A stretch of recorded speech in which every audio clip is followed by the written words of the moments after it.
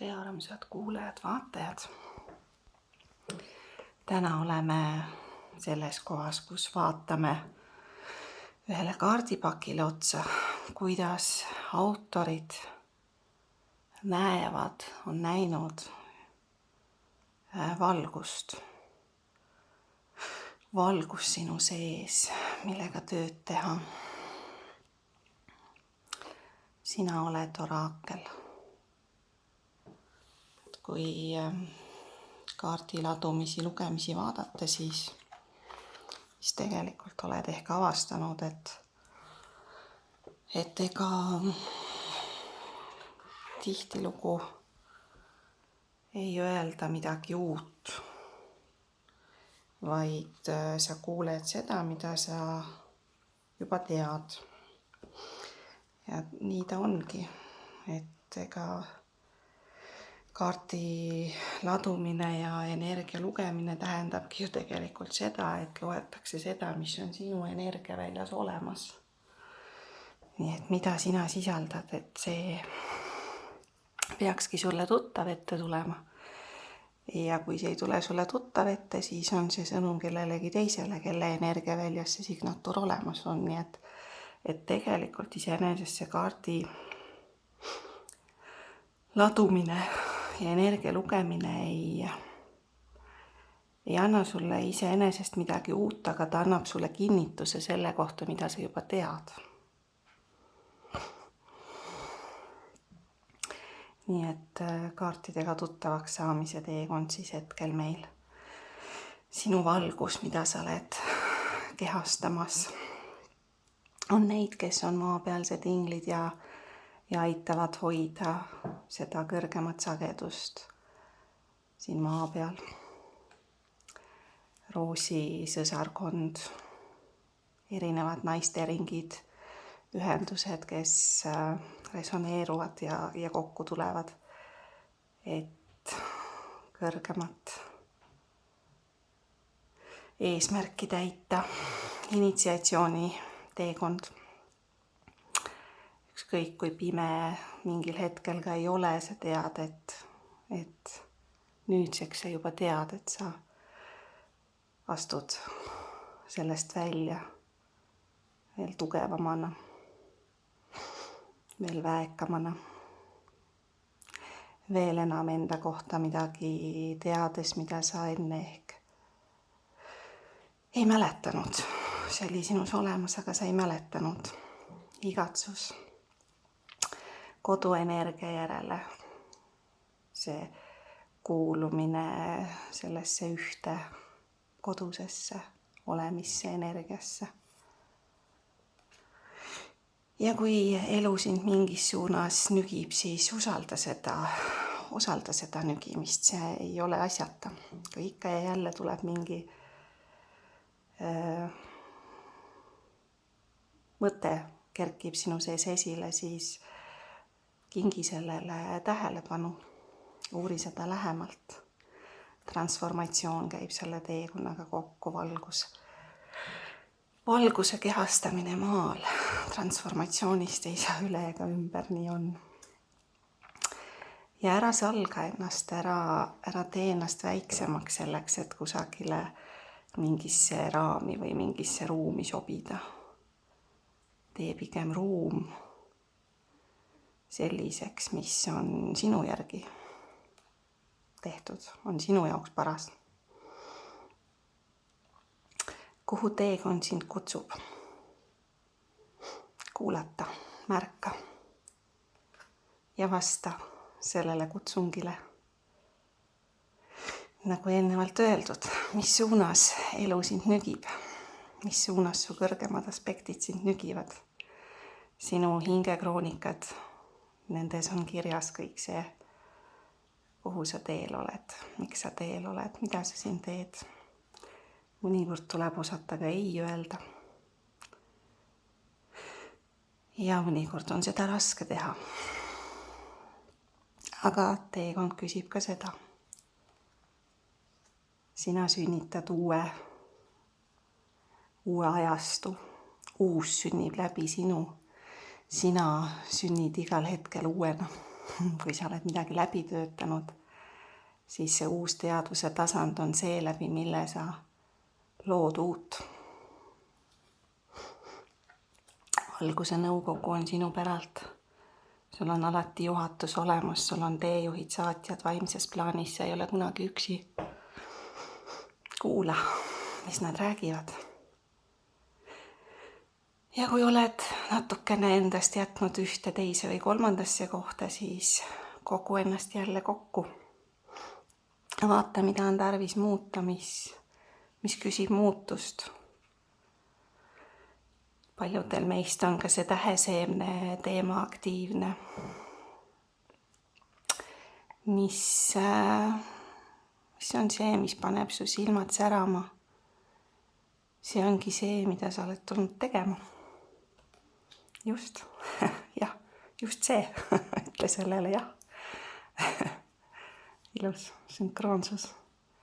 Sina kui valguse sammas, sest siis, kui sa teed seda, mida sa oled tulnud tegema, kui sa oled öelnud jah sellele oma kutsumusele, sellele kutsungile, siis saab sinust see valguse sammas. Pidurdamatu, kartmatu. See ei ole kammitsetud enam, sa ei ole vangis. Sa saad oma potentsiaali kasutada avardumiseks.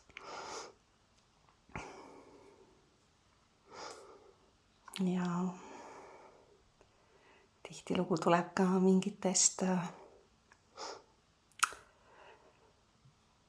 kinnihoidvatest sidemetest lahti öelda, mis tundub esialgu võimatu või isegi ületamatu. Aga kui see on tehtud, siis märkad, et see oli ainuõige viis, see oli ainus asi, mida sa teha saidki. Ja pärast sellist üleelamist, läbielamist tuleb ennast taas koguda, hoida ennast uuesti üles ehitada. Aga sa ei peagi seda üksi tegema. Sul on hingeõed, hingevennad siin maises plaanis, kes aitavad ja tulevad siis mängu. Kui sa saadad kutsungi välja, siis nad teavad, kuhu tulla. Ja usalda alati oma teed. Sinu tee on sinu oma. Ainult sina saad määrata neid samme, mida sa astud järgmisena. Usalduses, loodetavasti. Usalduses, et universum püüab sind kinni, kui sa selle julge sammu teed.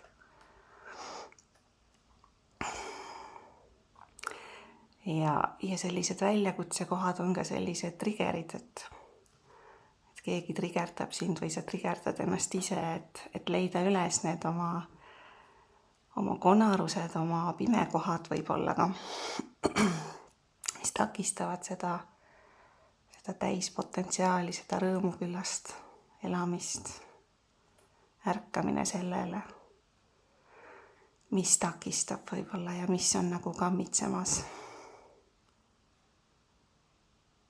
Usaldad ennast oma hinge hoolde. Hing vaatab teed.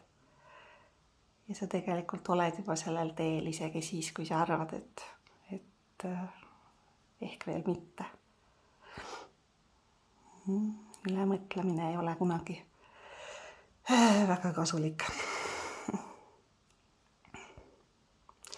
Mille külge ma klammerdun liialt, mis hoiab mind tagasi. Klammerdumisega on see lugu, et me tihtilugu püüame millestki kinni hoida, mis annab justkui sellist turvatunnet või annab justkui stabiilsuse, aga samas võib see meid ka kinni hoida selles, mis enam ei teeni, et sellega ka tasub tähelepanelik olla.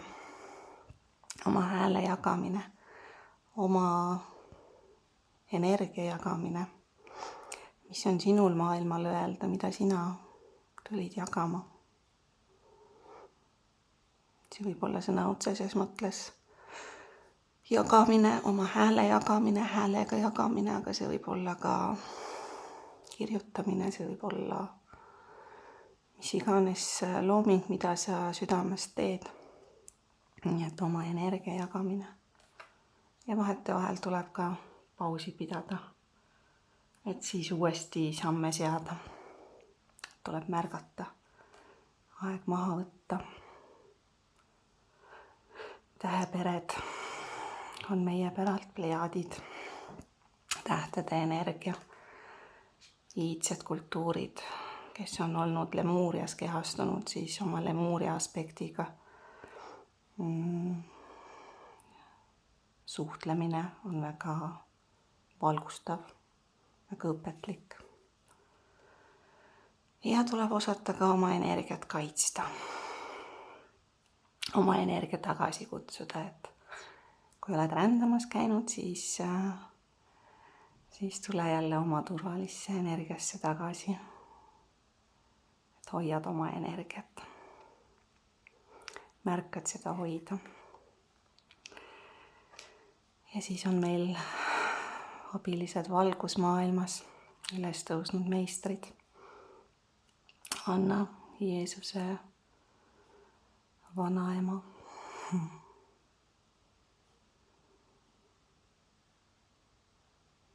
Usaldus jumalikku plaani. Alistumine ja usaldus. Ja siis tegelikult selles usalduses ja alistumises siis sa leiad need teised hinged, kes on ka sellel teel.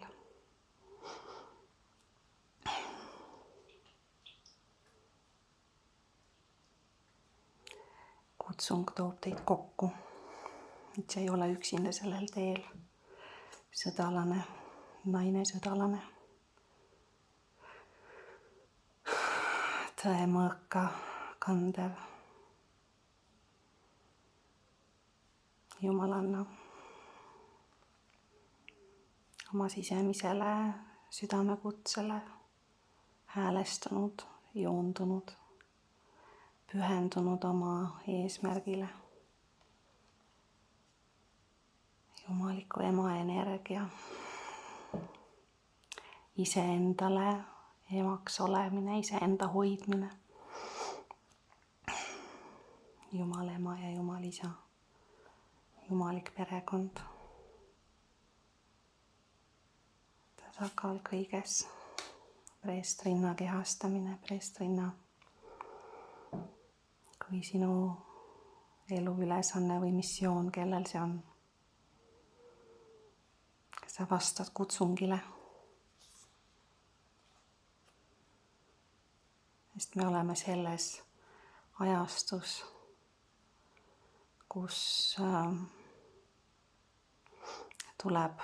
aeg kutsungile vastata. Tuleb kehastada seda, neid väärtusi, mida me kanname.